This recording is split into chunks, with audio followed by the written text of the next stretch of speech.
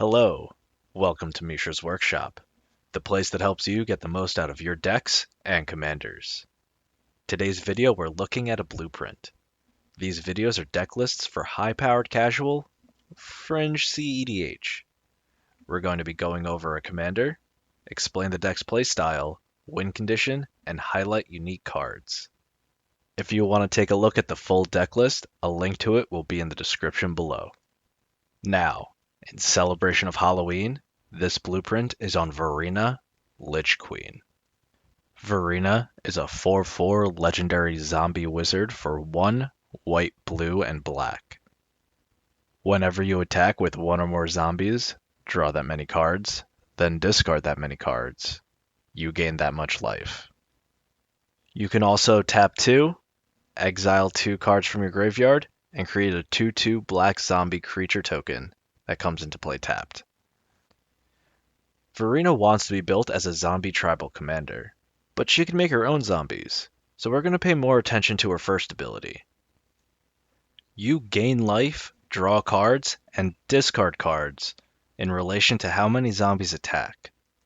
So this deck is going to use self-mill, discard, and massive card draw to burn through the deck while keeping the graveyard full so Varina can grow her zombie army until we get to our win con. Since we're in blue and black, we're obviously going to be playing Thassa's Oracle with Tainted Pact. When Thassa's Oracle enters the battlefield, look at the top X cards of your library, where X is your devotion to blue. Put one of them on top of your library and the rest on the bottom of your library in a random order. But if X is greater than or equal to the number of cards in your library, you win the game. So with this trigger on the stack, you hold priority and cast Tainted Pact. Tainted Pact has you remove the top card of your library from the game. You may put that card into your hand, or you can repeat this process until you do put a card in your hand, or if you remove 2 cards with the same name. If you don't add a card to your hand, you exile your entire deck, and then Thassa's Oracle will resolve, winning you the game. This is a go-to win condition in any blue-black plus deck because of how easy it is to set the combo up, how compact the combo package is, and contains very few dead cards. Usually, you also see Laboratory Maniac, Jace Wielder of Mysteries, and Demonic Consultation for redundancy. But this deck is only running Thassa's Oracle and Tainted Pact. This is a zombie deck after all, so we need a zombie-themed win condition. And that is in the form of Gravecrawler, Phyrexian Altar, and one of our 3 zombie aristocrats. If we have Gravecrawler and another zombie out on the battlefield, we can sacrifice Gravecrawler to Phyrexian Altar for a black, and then just play Gravecrawler again from the graveyard. This will create an infinite loop of enter the battlefield and leave the battlefield triggers. If that other zombie happens to be one of our aristocrats, like Wayward Servant, then we will deal infinite damage to each of our opponents while gaining infinite life. Now, since we're running through the deck with self-mill and discard, there are going to be times where our win conditions are put into the graveyard. So we're running a little reanimation package to make sure that we can get them back when we need them. I know I said that we're going to be relying on Varina to make our zombies, but that's not entirely true. All of our self-mill are coming from zombies like Stitcher's Supplier and Mire Triton. Some zombies have very good card draw attached to them, like Graveborn Muse, Undead Augur, and Tomebound Lich. Undead Augur even combos with Gravecrawler, so if we're missing one of our aristocrats, but we have Undead Augur, we can draw through our deck and try to find it.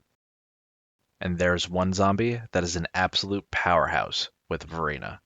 Bone Miser is a 4/4 zombie wizard for 4 and a black. Whenever you discard a creature card, create a 2/2 black zombie creature token. Whenever you discard a land, add 2 black. Whenever you discard a non-creature, non-land card, draw a card. Swinging out with Bone Miser and Varina out gets you so much card advantage. If you discard a creature, you get a free zombie. Discard a land, you get a free Varina activation, and if you discard a non-creature card, you draw another card. If you're planning to build a Varina deck, Bone Miser is a must, no matter how you're planning to build her. There are 3 things you need to look out for if you're running Varina.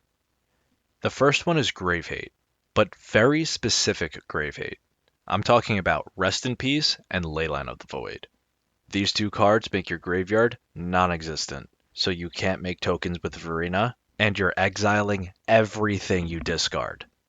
The deck can play around other graveyard hate effects like Bojuka Bog and Grafdigger's Cage, but these 2 cards in particular are very hard to get out from under, but not impossible. They shut down the deck's engine, but they don't shut down both of the win conditions, unlike the second thing you have to look out for. Effects like Archon of Emeria and Torpor Orb shut down both of the deck's win conditions, but not the engine itself. The deck isn't built to make a giant zombie army fast, but it is a potential plan C. This deck doesn't run an exorbitant amount of removal, so if you're playing against someone who's using these types of effects, you know who to take out. But the bane of this deck's existence is draw suppression. Cards like Narset, Alms Collector, Notion Thief are absolute nightmares for this deck. Varina's ability isn't a May, so if you attack with one of these effects out, they get to draw, but you still have to discard. With one attack, you might have to discard your entire hand while your opponent draws that many cards. Eventually, you're going to run out of cards in your graveyard as well, and you won't be able to do anything. The worst part is that there is a very popular deck that is based around these types of effects. Opus Thief uses draw suppression along with wheel effects to gain massive card advantage against their opponents.